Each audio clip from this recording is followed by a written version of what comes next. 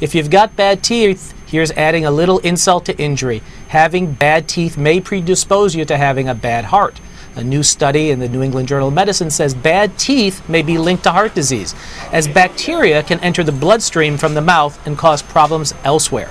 Joining us for a better understanding is Dr. Maria Emanuel Ryan, Professor and Director of Clinical Research at the State University of New York at Stony Brook School of Medicine. Welcome, Maria.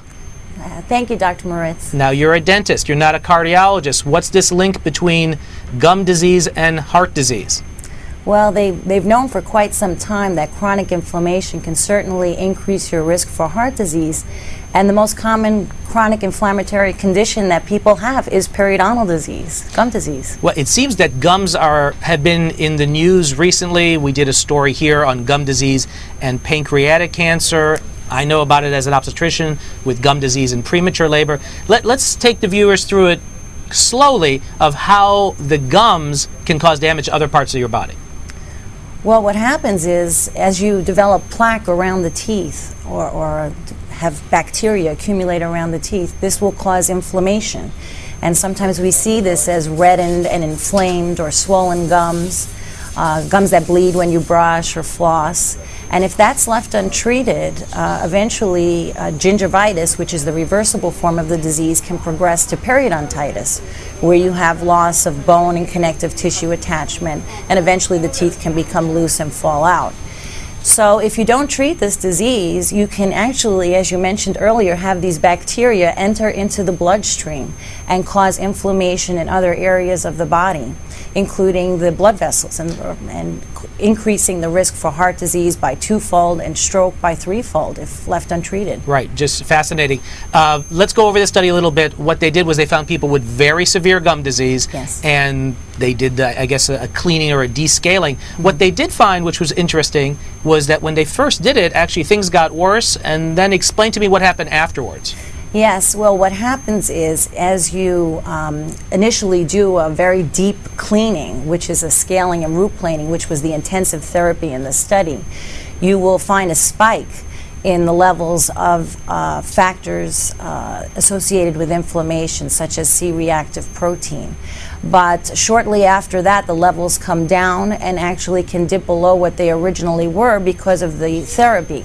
And so what that means to us is that even if you brush and floss or eat things that can cause bleeding of the gums, that you will have this chronic inflammation and the spiking of the levels of these inflammatory markers in the bloodstream. So it's very important to get it treated, because the study did demonstrate that after intensive therapy with the scaling and root planing and the use of a locally applied antibiotic, which they put in the pocket, a minocycline antibiotic known as Arestin, they were able to bring the levels down below what was seen originally, and actually improved on endothelial function. And these are the cells that line the blood vessels. Well, let's give some concrete advice to people out there. First of all, I want to go through what is the recommendations, because I don't know them, for gum cleaning or checking if you don't have a history of disease, and let's go through it if somebody's been diagnosed with heart disease.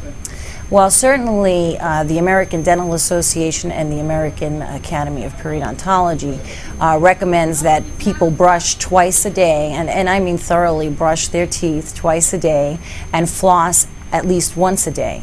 So that is the recommendation for people to maintain good oral health. But unfortunately, many people don't even recognize that they have periodontal disease, because many of the signs and symptoms are often not seen in patients, particularly in smokers who are at the greatest risk. They may not see the bleeding of the gums that are seen with patients who are non-smokers. So these patients need to be seen by a dental professional so that they can be examined to determine if they have periodontal disease. 1 in every 3 adults has some form of periodontal disease, yet many of these people are not being treated. Well, do you see the day where if somebody develops heart disease, a heart attack or something, that the next step outside of going to the cardiac care unit, is that a dentist come visit them and check them for periodontal disease? Well, that's exactly what we're beginning to do even at our institution at Stony Brook University in our General Clinical Research Center, working with our chair of cardiology, Dr. David Brown, is we have people who are being admitted to the hospital for acute coronary syndrome, and right after they are treated for their heart problems, they are examined by us to determine their periodontal status so that they can have the treatment needed to prevent a future heart attack. Great. We have just a little bit of time. Give me some other diseases that you think are going to make the headlines this year being associated with periodontal disease. Well, I think the big one is diabetes, because diabetes is an epidemic in this country, and we know that periodontal disease is one of the long-term complications of diabetes. And actually on Monday I will be giving a talk at the Centers for Disease Control talking about how the dentist can help to better manage the diabetic patient, because in those patients it truly is a vicious cycle, because once they develop periodontal disease, if it's not treated, it also makes it very difficult for the diabetic patient to control their blood glucose levels and bring those levels down, because they become insulin resistant. So it's really critical in that particular patient population. Great. Maria, thank you very much. We'll look forward to hearing about your talk at the CDC, and thank you for joining us. Thank you so much, Dr. Moritz. Have a great day. Great. We hope you found this edition of Healthy Life informative. To find out more on this story and other health-related topics, we invite you to go to our website at abcnews.com.